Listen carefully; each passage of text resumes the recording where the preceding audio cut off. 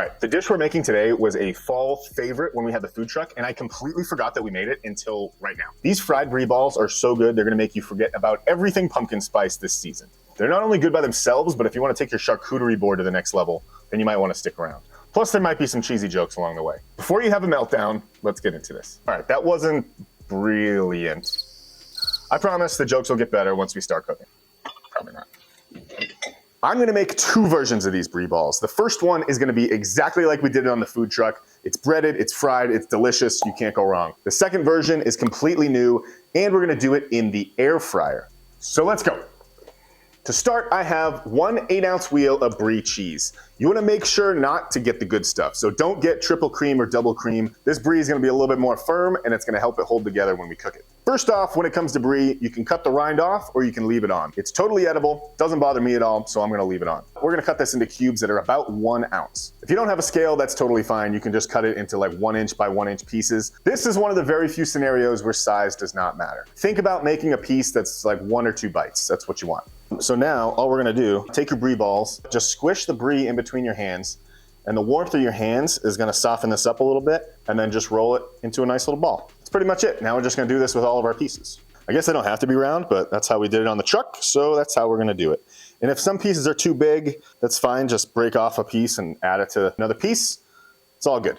It's kind of fun. It's kind of like playing with Play-Doh or something. And when you're done, I've got 1, 2, 3, 4, 5, 6, 7, 8, 9, 13. 13 little brie balls, and now your hands smell amazing. Now, while the brie's still pretty cold, we're gonna wanna bread these. So I've got 3 bowls, one with flour, one with a lightly beaten egg, and then one with breadcrumbs. Put just a little bit of salt into each one of these containers just to make sure it has plenty of flavor. And this is just a take on your standard breading procedure. So step 1, we're gonna dip a brie ball in the flour, get it nice and coated. Make sure to knock off any excess. Then it goes into the egg, give it a little roll around. Then right into the breadcrumbs, we're gonna roll that around. And then this is gonna go in a single layer on a plate or container, something that can fit in your freezer. And I'll tell you why in a second. We're gonna take the finished cheese balls and we're gonna set them in the freezer for 1 hour. But do not throw away this breading station because we're gonna need it again. The brie balls are in the freezer, but you can't just eat brie by itself. So we're gonna have to make some kind of dipping sauce. And this is what I did on the truck. Nothing screams fall like cranberries. So we're gonna make a cranberry dipping sauce. In a small pot, I'm gonna put half a bag of cranberries, which is about 6 ounces or so, along with a 1/4 cup of some kind of liquid. I'm using cranberry juice, but if you had orange juice, you could use that. If you don't have either one, it's totally fine. You could just use water. I'm also gonna add to that about 3/4 of a cup of regular old granulated sugar. We're gonna put this over medium-low heat and let this simmer for about 20 minutes. You're gonna start to see all those cranberries start to pop, and then the sauce should thicken up just a little bit. You want this sauce to be nice and smooth so it's easy to dip. If you have an immersion blender, you can use that. If not, just throw it in your food processor or regular blender, blend that up until it's nice and smooth. If it's a little too thick, you can always add a little bit more water or a little bit more juice just to thin it out so it's a perfect dipping consistency. Then just throw this in the fridge, let it cool until you're ready to use it. An hour's gone by, these are nice and hard, and we're gonna bread these one more time. So once again, we're gonna go flour, egg wash, breadcrumbs. Doing this twice is gonna make sure our coating is extra thick. That way, when we go to cook these, you don't get cheese oozing out everywhere.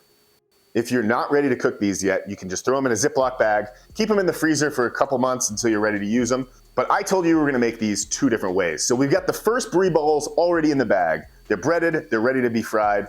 This second way is gonna be to air fry them. We're gonna start off exactly like we did with the other brie balls. Cut them into pieces that are about 3/4 of an ounce to 1 ounce. Roll those into balls.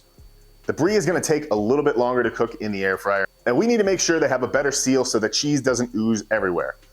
For that, I've got the old standby biscuits in a can. Go ahead and open it up. I don't know if you get anxiety like I do when that happens. These are just a little bit too small, so we're gonna roll these out. You can also stretch them with your, nope, you can't stretch them with your hands. We're just gonna put some flour on our cutting board and lightly stretch these out. You can either roll it or you can stretch it with your fingers, just press it out until they're big enough to completely wrap around your cheese ball. When you get this to about 3 inches in diameter, we're good to go. So we've got our dough. Take just a little bit of our cranberry sauce, maybe like a teaspoon. Take one of your cheese balls, put that right in the middle, and then we're gonna wrap this dough completely around this cheese ball. Make sure that all of the cheese is completely covered, otherwise it'll leak through. Then just press it down at the top, give it a little pinch, make sure everything is sealed up, and there you go. Essentially a little mini brie en croûte. And just like the other cheese balls, we want these to be nice and cold when we cook them. But this time, instead of the freezer, we are putting these into the refrigerator for 1 hour. All right, it's been an hour. The cheese balls are nice and cold. They're a little firm, and we're ready to cook them. So get your air fryer.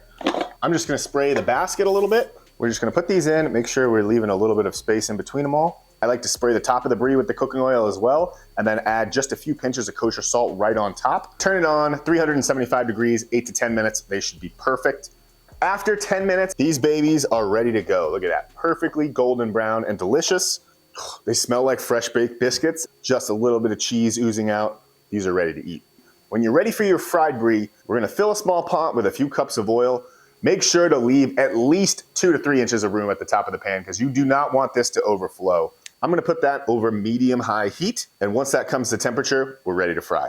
We also no longer need this breading station. So if you want, you can use it up by breading other things in the fridge like chicken, zucchini, mushrooms, eggplant. If not, it's safe to throw it away.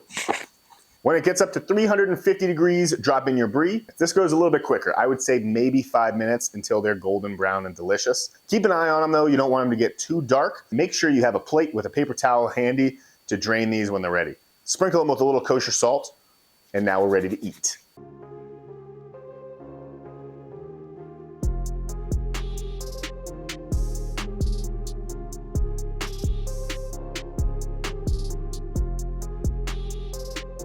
I honestly don't know which one looks better. Let's take a vote. In the comments below, let me know which one you think looks better. Do the fried balls look better, or does the baked Brie look better? First, I'm gonna try one of these stuffed Brie balls, and you gotta dip it in a little bit of that sauce. Oh yeah.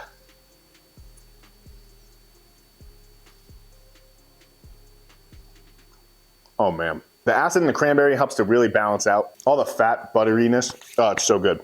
Now these guys. I feel like I'm gonna like this one better because it's like a even better mozzarella stick. This one we definitely have to dip. Look at that. Tell me you don't want a bite of that. That looks so good. Cheers. Ooh, I think I might like this one better. Look, come here. Let's fix the lighting. Look at this. So gooey. This one wins it for me. I really hope you're subscribed to the channel because next week I'm doing